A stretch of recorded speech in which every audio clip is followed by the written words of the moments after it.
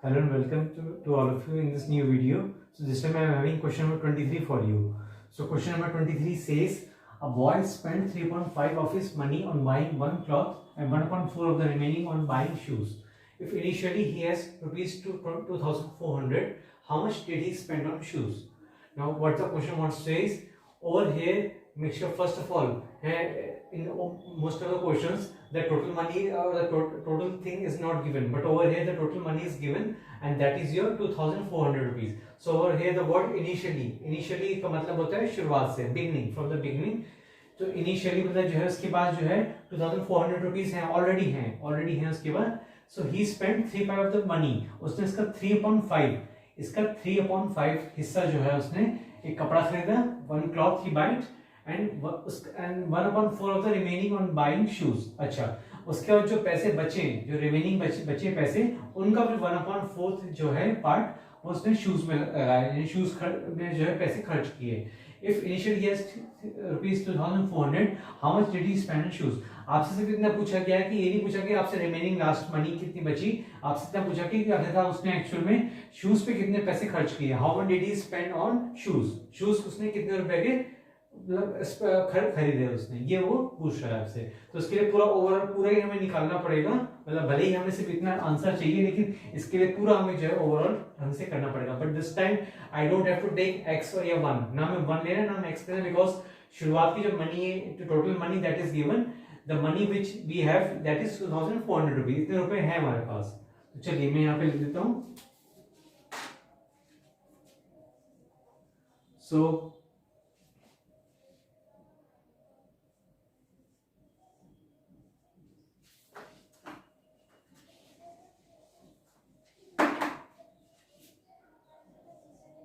boy has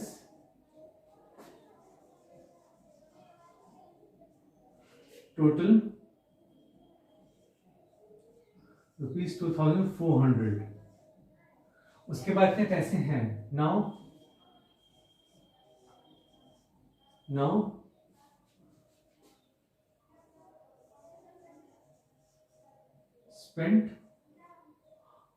spent on cloth, और one cloth पे उसने खर्च करे, उसको पहले वो निकालते हैं, दैट इज 2,400. सीधा हमें एक्स से कोई मतलब नहीं है, सो 3/5 इसे अपॉन 1 कर देता हूँ आपकी हेल्प के लिए.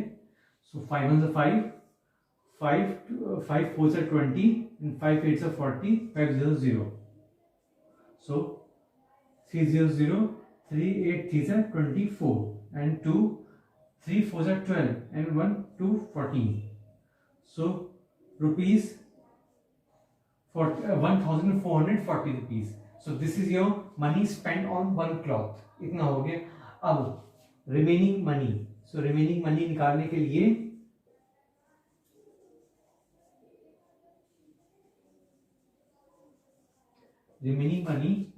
लिए मैं सीधा लिख देता हूँ यहाँ पे 2,400 माइनस रुपीज 1,440. अब इसको हम जो है रफ में करते हैं यहाँ पे.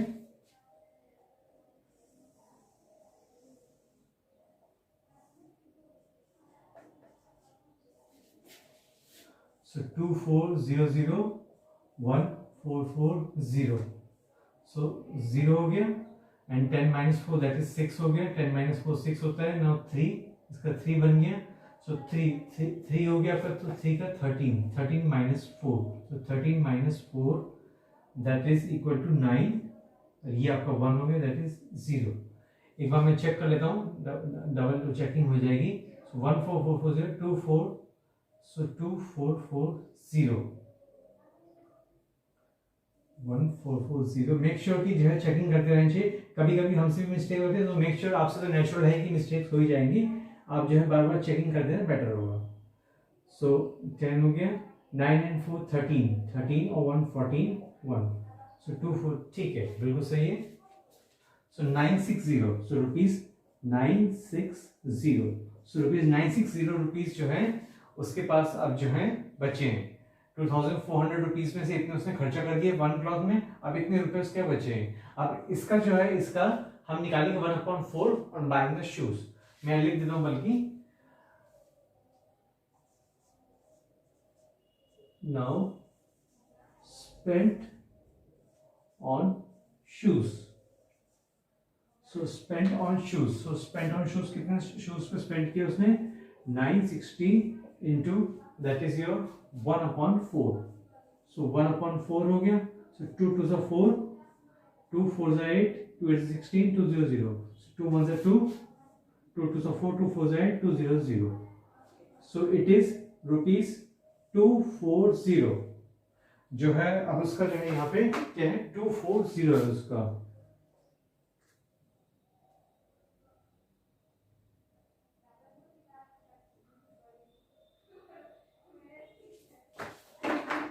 सो नाउ रुपीज 240 जो है उसने स्पेंड किया शूज पे.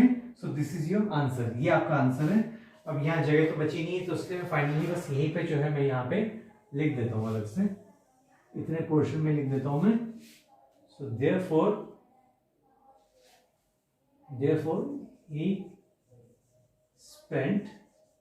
he spent rupees 240 on shoes. This is your final answer. Just have a look. So here I end my video. Thanks for watching and see you in the next video.